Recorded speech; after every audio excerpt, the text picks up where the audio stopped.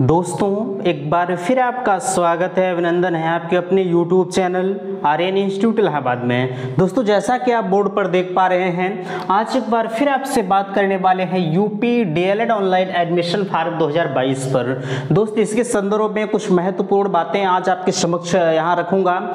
सबसे पहले मैं आपसे कहना चाहूँगा, यहाँ लिखा गया है संपर्क माध्यम, ठीक है। अगर आपको किसी भी प्रकार की समस्या होती है डीएलएड संबंधी तो बिल्कुल मैं आप सभी से कहना चाहूँगा संपर्क माध्यम means Aryan institute Allahabad Telegram channel और इंस्टाग्राम आईडी, आप कहीं पर भी जाकर अपने कंफ्यूजन्स को आप दूर कर सकते हैं, ठीक है। अभी तक आपने जितने भी मैसेज डाले हैं, चाहे इंस्टाग्राम पर हो चाहे टेलीग्राम पर हो, सभी मैसेज का रिप्लाई समय रहते हुए आपका दिया गया है, ठीक है। और आप यह चीज़ जानते भी हैं। तो चलिए, आप सभी को पता है आप लगातार सेकेंड फेज की काउंसलिंग की बात कर रहे थे। जैसा कि आप सभी को कल से ही पता है कि आपके सेकेंड राउंड काउंसलिंग की जो ऑफिशियल नोटिस है वह आपके समक्ष जा चुकी है और हमने भी अपने चैनल के माध्यम से आप सभी को इन्फॉर्म किया हुआ है। लगातार इस सेकेंड फेज की काउंसलिंग को लेकर आपकी तरह तरह की समस्याएं आ रही थी। इस वजह से आज के इस वीडियो में उन सभी समस्याओं को बताते हुए मुझे बड़ी खुशी हो रही है। फिलहाल के लिए देखिए, सबसे पहले चीज आप यहाँ ध्यान दीजिएगा, लिखा गया है डीएलएड के 1,60,923 सीटों पर दूसरे चरण की काउंसलिंग की तैयारी पूरी। बिल्कुल, हमने आपसे पहले भी बताया कि जो आपकी ऑफिशियल अपडेट है वह आ चुकी है और यहाँ देख पा रहे हैं आज से आपकी जो काउंसलिंग प्रक्रिया है वह 4 अगस्त से तक जो है वो चलेगी। मीन्स 30 अगस्त से 30 अगस्त से 4 सितंबर यहाँ होना चाहिए, ठीक है। 4 सितंबर तक आपकी काउंसलिंग की प्रक्रिया आपके यहाँ अनवरत चलेगी, ठीक है। अब ऐसे में सवाल आपके कई तरह के आ रहे हैं, सभी चीज़ों को मैंने यहाँ लिख रखा है। सबसे पहली समस्या आपकी आ रही थी कि साइट नहीं चल रही है, क्या करें। दूसरी चीज आप यहां देख पा रहे हैं, सेकंड राउंड काउंसलिंग ना करा के डायरेक्ट एडमिशन ले सकते हैं कि नहीं, ठीक है। और नीचे कैसे पता करें कि एडमिशन का जो प्रोसेस है वो कंप्लीट हुआ है कि नहीं हुआ है। और यहां देख पा रहे हैं फर्स्ट फेज में कॉलेज अलॉट होने के बाद 10,000 का पेमेंट नहीं किया था तो क्या सेकेंड फेज की काउंसलिंग में भाग ले सकते हैं कि नहीं ले सकते हैं। और आगे आप देख पा रहे हैं क्या सेकेंड फेज में डायरेक्ट कॉलेज मिल पाएगा या नहीं। और नीचे बिना रजिस्ट्रेशन वाले क्या करेंगे, इस तमाम मुद्दों पर हम आपसे बात करेंगे। और जो सबसे बड़ी चीज आपके समक्ष लिखी गई है, डायरेक्ट एडमिशन कब तक होगा। अधिकतर ऐसे विद्यार्थी हैं जो डायरेक्ट एडमिशन की तलाश कर रहे हैं, ठीक है। अब डायरेक्ट एडमिशन कब तक होगा इसके ऊपर हम आगे आपसे चर्चा करेंगे। फिलहाल के लिए हम सबसे पहली चीज आपसे कहना चाहेंगे कि जो आप लगातार साइड वाली समस्या से जूझ रहे हैं, ठीक है। ऐसा अगर देखा जाए तो पीएनपी का बड़ा अच्छा खासा रिकॉर्ड रहा है कि अगर कोई भी काउंसलिंग प्रक्रिया कराई जाती है, वैसे हर वर्ष अगर ये डीएलएड की काउंसलिंग कराते हैं तो इनकी पहले दिन वेबसाइट पूरी तरह से धड़ाम हो जाती है, ठीक है। पहले दिन तो इनकी वेबसाइट वैसे दोपहर के बाद उम्मीद है कि चलेगी, ठीक है। और सुबह के मीटिंग में उम्मीद नहीं की जा सकती है कि वेबसाइट आपकी चल जाएगी। अच्छा, ऐसा नहीं है कि चल नहीं रही है, चल रही है, बस वही रेंगते रेंगते चल रही है, यह चीज आप जानते हैं। और आप लगातार अगर आप काउंसलिंग प्रोसेस में पार्टिसिपेट करना चाहते हैं तो बिल्कुल इस चीज को आप ध्यान में रखते हुए अपनी काउंसलिंग प्रक्रिया को आप आगे की तरफ करते रहिएगा। ऐसा मत कीजिएगा कि हम साइट नहीं चल रही है छोड़ देंगे अगले दिन कराएंगे, ठीक है। तो यह काम आप मत कीजिएगा। बिल्कुल आप जो है उम्मीद है कि दोपहर के बाद जो है, फिलहाल दोपहर तो हो ही चुका है, ठीक है। तो अभी लगभग शाम तक आपकी जो ये वेबसाइट वाली समस्या है वो पूरी तरह से सॉल्व हो जाएगी। चूंकि इनके जब कानों तक ये बातें पहुंचती हैं कि वेबसाइट नहीं चल रही है तो सब लोग थोड़ा सा सही करने के लिए उत्सुक होते हैं। तो फिलहाल के लिए इसकी टेंशन में आप मत रहिएगा कि आपकी वेबसाइट नहीं चलेगी। बिल्कुल आप बेफिक्र होकर रहिए, आज शाम तक आपके 100% वेबसाइट जो है बेहतरीन तरीके से रन करने लगेगी, ठीक है। चलिए आगे लिखा जा रहा है, सेकंड राउंड काउंसलिंग ना करा के डायरेक्ट एडमिशन ले सकते हैं। देखिए इस चीज का मैं आपको बिल्कुल इस बात से सहमत नहीं हूं कि भैया आखिरकार क्या कारण है कि आप सेकंड राउंड काउंसलिंग में पार्टिसिपेट नहीं कर रहे हैं। अगर सारे डॉक्यूमेंट्स सारी चीजें आपकी कंप्लीट है तो बिल्कुल आप डायरेक्ट काउंसलिंग प्रक्रिया में भाग लीजिए। ऐसा मत आप वेट कीजिए कि डायरेक्ट एडमिशन की जब प्रक्रिया आएगी तो हम इस डायरेक्ट एडमिशन में पार्टिसिपेट करेंगे, पता लगा ना आए तो आप क्या करेंगे। ठीक है। तो इसलिए मैं आपसे बिल्कुल कहना चाहूँगा, हालांकि अभी आगे हमारा मुद्दा यह है, इस पर हम चर्चा करेंगे, लेकिन मैं आपसे इतना जरूर कहना चाहूँगा कि भैया अगर आपके समक्ष सेकेंड राउंड काउंसलिंग चल रही है तो आप इस सेकेंड राउंड काउंसलिंग में पार्टिसिपेट करिए। ठीक है, आप जिस कॉलेज में डायरेक्ट एडमिशन लेना चाहते हैं पहले वरीयता में आप वही कॉलेज लॉक कर दीजिए। ठीक है, आपको वह कॉलेज मिल जाएगा। ऐसा नहीं है कि अगर आप प्राइवेट लॉक कर रहे हैं तो प्राइवेट नहीं मिलेगा, बिल्कुल आपको मिलेगा, कोई दिक्कत नहीं है। बट इतना मैं आपसे जरूर कहूंगा कि आप डायरेक्ट एडमिशन का वेट मत कीजिएगा। अच्छा, अगर आप जिस विद्यालय में डायरेक्ट एडमिशन लेना चाहते हैं आप उस विद्यालय में जाएंगे तो विद्यालय वाले करेंगे क्या बताएं? देखिए, विद्यालय वाले करेंगे वही कि जैसे जो प्रक्रिया आप स्वयं करेंगे वही प्रक्रिया सेम विद्यालय वाले करेंगे। विद्यालय वाले भी आपकी काउंसलिंग करा देंगे, अपने स्वयं कर लेंगे। ठीक है, वो कर लेंगे और कहेंगे कि हमने आपका एडमिशन ले लिया। तो आप काहे नहीं ये कर देते, आप ही कर दीजिए और करने के बाद आप चले जाइए, भैया आपका हमारे नाम कॉलेज अलॉट हुआ है, आप एडमिशन हमारा ले लीजिए। ठीक है, तो आप बिल्कुल डायरेक्ट एडमिशन के चक्कर में मत रहिएगा। आप अगर काउंसलिंग करा सकते हैं, इसके लिए सहमत हैं तो बिल्कुल आप करा सकते हैं, बाकी आपकी इच्छाएं हैं, आप वेट कर सकते हैं। मैं आपको यह राय नहीं दूंगा कि आप इसका वेट करिए। ठीक है, आप मेरे ऊपर जो है ये दोषी मत ठहराइएगा। आगे हम कैसे पता करें कि एडमिशन प्रोसेस कंप्लीट हो गया? अच्छा, ये आपके तरह तरह के कमेंट आते हैं कि बड़ा अजीब लगता है। जरा सा एक चीज का विचार करें, किसी ने कहा कि भैया हमने 10,000 का पेमेंट कर दिया, डॉक्यूमेंट वेरिफिकेशन भी करा लिया आपने कॉलेज, अब हम कैसे जान पाए कि हमारा एडमिशन पूरा हुआ? देखिए, यह आपके जानने वाली चीजें नहीं है। पहली चीज, यह आपके लिए नहीं है कि आप किस प्रकार से जान पाएंगे कि आपका एडमिशन हो गया। जब आपने 10,000 का पेमेंट कर दिया, जो भी कॉलेज की फीस प्रक्रिया थी वो भी आपने कंप्लीट कर दिया और डॉक्यूमेंट वेरिफिकेशन भी करा लिया, तो आप काहे चक्कर में पड़े हैं कि हमारा एडमिशन प्रोसेस कुछ नहीं होता। आपका प्रोसेस उसी दिन खत्म हो जाता है जिस दिन आपने अपने कॉलेज में पूरी फीस को पेमेंट कर दिया, अपने डॉक्यूमेंट को वहां चेकअप करा लिया। ठीक है, तो कोई दिक्कत की बात नहीं है। आप इसके टेंशन में मत रहिएगा कि पता नहीं हमारा एडमिशन प्रोसेस में जो चल रहा है वो कंप्लीट हुआ कि नहीं हुआ। यह कोई पूछने वाली बात नहीं होती है। अगर आपने सारी प्रक्रिया को कॉलेज के माध्यम से करा दिया है तो बिल्कुल आपका एडमिशन 101% वो कंप्लीट हो जाएगा। आप अपने कॉलेज में जाकर उनसे पूछ सकते हैं कि भैया हमारा वो जो एडमिशन प्रोसेस है वो कंप्लीट हुआ कि नहीं हुआ, वो आपको बताएंगे नहीं, आप पूछ लीजिएगा। ठीक है, वो यही कहेंगे कि भैया अब इसमें कंप्लीट क्या होना है, आपका एडमिशन हो गया। ठीक है। अच्छा, आप कुछ लोग कह रहे थे कि भैया इसमें जो ये ओरिजिनल डॉक्यूमेंट जमा करने वाली बात होती है तो इसमें क्या कुछ कैसे है? देखिए, मैं आपसे कहना चाहूँगा, जहाँ तक ओरिजिनल डॉक्यूमेंट जमा करने की बात होती है, जैसे जब आपने एडमिशन ले लिया, उस एडमिशन प्रोसेस के बाद डीएलएड में होता क्या है कि आपकी जो हाई स्कूल, इंटर और ग्रेजुएशन की मार्कशीट जो होती है वो आपके कॉलेज के द्वारा जमा करा ली जाती है। ठीक है, ओरिजिनल भी जमा कराई जाती है, 2-3 प्रति फोटोकॉपी भी लेते हैं, वो तो साइड का मामला है।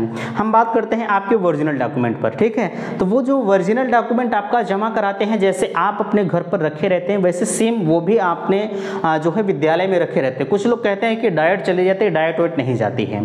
ठीक है, विद्यालय में पड़ी रहती है, वो अपने सेफ्टी के लिए रखे रहते हैं। जैसे होता क्या है कि कभी कभी कुछ लोग एडमिशन करवा लेते हैं और बीच में ही छोड़कर जाना चाहते हैं, कुछ होते हैं। अगर यही प्रक्रिया आपके साथ भी घट सकती है अगर आप स्कॉलरशिप बेस पर करवा लेते हैं और बाय द वे स्कॉलरशिप ना आई और आप पैसे देने की सिचुएशंस में ना हो तो आपके साथ यह घटनाएं घट सकती। इसीलिए मैंने आपसे कहा था कि बिल्कुल अगर आप स्कॉलरशिप बेस पर एडमिशन करवाते हैं तो सारी चीज़ों को खंगालने के बाद ही आप स्कॉलरशिप बेस पर जाइएगा। ठीक है, तो डॉक्यूमेंट आपका रख लेते हैं और आपको इतना मजबूर कर देंगे कि भैया अब आप अपने जो भी पेमेंट हमारा हुआ है, जो भी फीस हमारी हुई है, पहले आप उसे सबमिट कीजिए, उसके बाद आप अपने डॉक्यूमेंट को ले जाइए। तो आप मजबूरन जो है कुछ करके जो भी फीसें उनकी होती हैं वो आप जमा करते हैं, उसके बाद ही आपका डॉक्यूमेंट मिलता है। अगर आप सारी चीज़ों को पहले से ही फॉलो करते आ रहे हैं तो कोई बात नहीं है, आपका डॉक्यूमेंट वहाँ रखा रहता है। जब विगत 2 वर्ष बीतता है तो जो है आपका डॉक्यूमेंट आपके हाथों में आ जाता है। अच्छा, एक सवाल और आ रहा होगा कि बीच में अगर कहीं हमारी जॉब वगैरह लग जा रही है, भगवान करे लग जाए,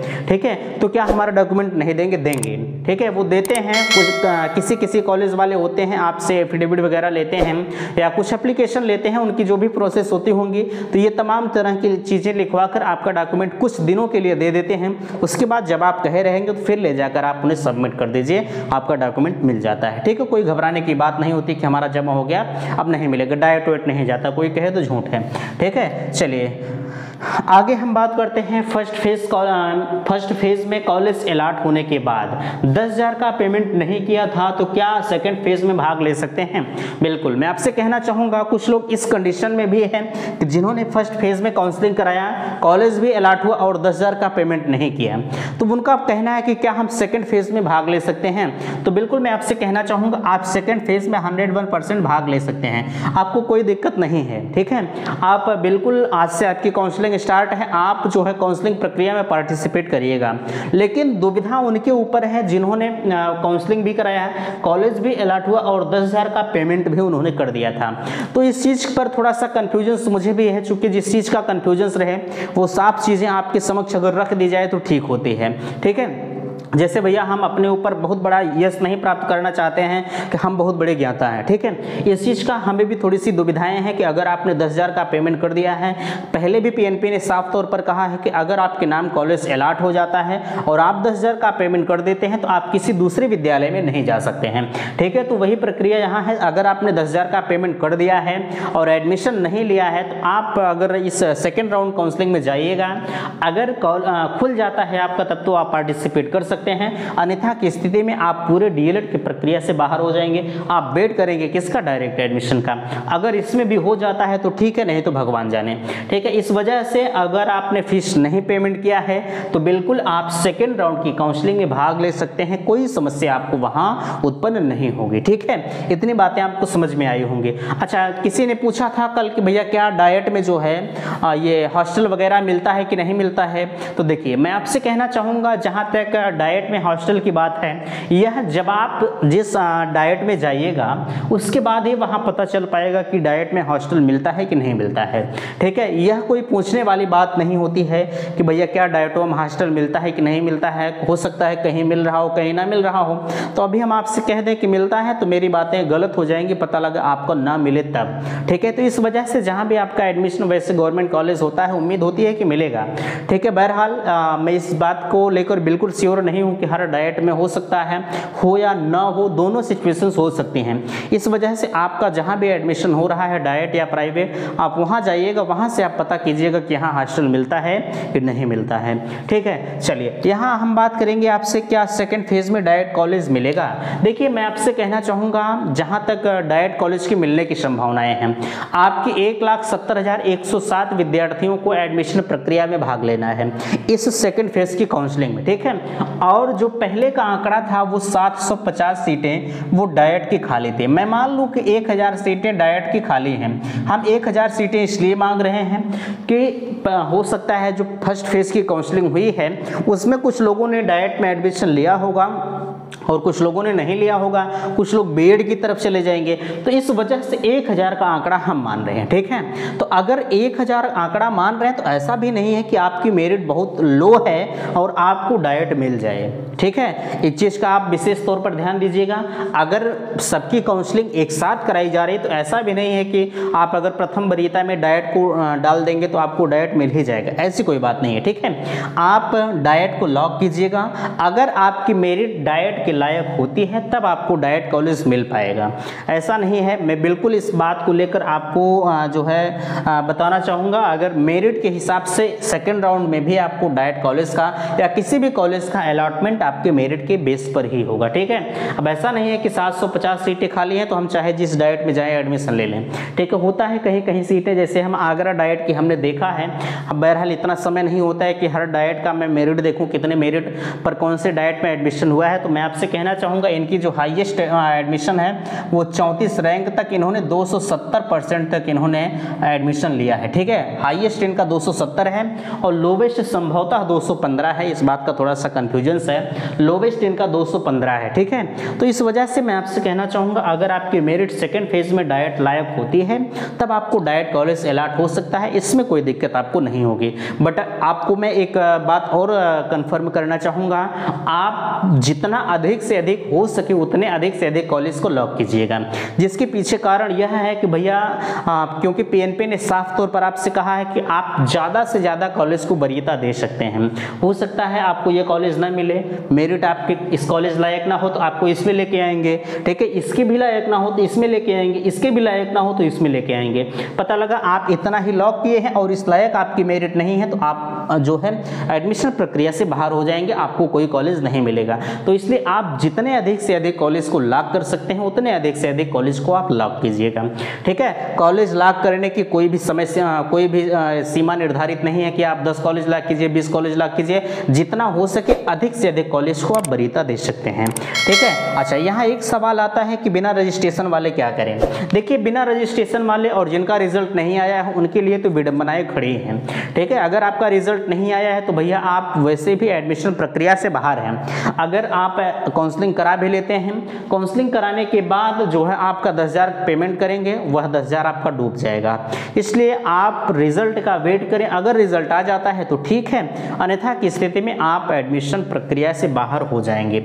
अच्छा, अब बिना रजिस्ट्रेशन वाले क्या करें। बिना रजिस्ट्रेशन वालों के पास एक चारा होता है, अगर वो माइनॉरिटी कॉलेज में एडमिशन लेना चाहते हैं तो ले सकते हैं, बट मैं यह नहीं कहूँगा कि भैया आप खासकर माइनॉरिटी में ले ही लीजिए, ठीक है, क्योंकि तरह तरह की समस्याएं उत्पन्न हो सकती हैं। इस वजह से अगर आप 1 साल का ड्रॉप कर सकते हैं तो कर दीजिएगा, अन्यथा आपकी इच्छाएं हैं, आप वहाँ एडमिशन ले सकते हैं। फिलहाल के लिए जो माइनॉरिटी कॉलेज होता है उसका भी जो एडमिशन होता है वह 50-50% होते हैं। 50% पीएनपी की तरफ से बच्चे आते हैं, 50% मैनेजमेंट कोटे की तरफ से होते हैं। वह भी एडमिशन आपका बिल्कुल जायज़ होता है, नाजायज़ नहीं होता है, क्योंकि उन्हें पहले से भी आदेशित होता है कि आप अपनी तरफ से 50% कोटे पर बच्चों का एडमिशन विदाउट रजिस्ट्रेशन वालों का कर सकते हैं, ठीक है। चलिए, अब हम बात करते हैं डायरेक्ट एडमिशन पर। जो बच्चे डायरेक्ट एडमिशन का इंतजार कर रहे हैं, ठीक है, वो सोच रहे हैं कि हम सेकेंड फेज में पार्टिसिपेट नहीं करेंगे, हम डायरेक्ट एडमिशन में एडमिशन करवा लेंगे, तो मैं उनसे एक निवेदन करना चाहूँगा कि आप कदापि इस डायरेक्ट एडमिशन का वेट ना करें। हम आपको यह नहीं कहेंगे कि आप इसके लिए रुके रहिएगा, बिल्कुल नहीं कहेंगे। मैं इसलिए नहीं कहूँगा कि अभी पता लगा भैया डायरेक्ट एडमिशन ना हो तो आप क्या करेंगे, ठीक है, आप बाहर हो जाएंगे। इस वजह से बिल्कुल मैं आपसे कहना चाहूँगा आप इस चीज़ का वेट मत कीजिएगा। फिलहाल के लिए अगर हर वर्ष डायरेक्ट एडमिशन हुआ है तो इस बार भी होगा, ऐसा नहीं है, लेकिन मैं तब तक पीएनपी से विश्वास नहीं रखता क्योंकि ये कहते कुछ हैं और करते कुछ हैं। तो तब तक मैं इस बात को लेकर बिल्कुल श्योर नहीं हूं कि आप इसके लिए रुक जाइए, अभी पता लगा ये डायरेक्ट न करवाएं और सारी चीज़ें खत्म हो जाएंगी। तो इस वजह से फिलहाल अगर डायरेक्ट एडमिशन जो जब होना होगा तो 9 तारीख के बाद ही होगा। 4 तारीख तक आपकी काउंसलिंग चलेगी, 5 तारीख को जो है आपका अलॉटमेंट रिजल्ट आएगा, 6 से आपका एडमिशन प्रक्रिया है वह 8 तक चलेगा और 9 को जो है 9 को आपका जो भी एडमिशन प्रक्रिया है वह पीएनपी को भेजना है, ठीक है। वो कॉलेज वालों की जिम्मेदारी होती है, कॉलेज वाले अपने जो भी जिनका एडमिशन हुआ रहेगा वो पीएनपी को भेजेंगे। तो इस वजह से डायरेक्ट 9 तारीख के बाद ही डायरेक्ट एडमिशन की प्रक्रिया पर कुछ अपडेट मिल सकती है। फिलहाल के लिए आप इसका वेट मत कीजिएगा। अगर आप सेकेंड फेज की काउंसलिंग में पार्टिसिपेट कर दे रहे हैं तो आपके लिए एक बेहतर परिणाम होगा, ठीक है। आशा करते हैं दी गई जानकारी से आप संतुष्ट होंगे।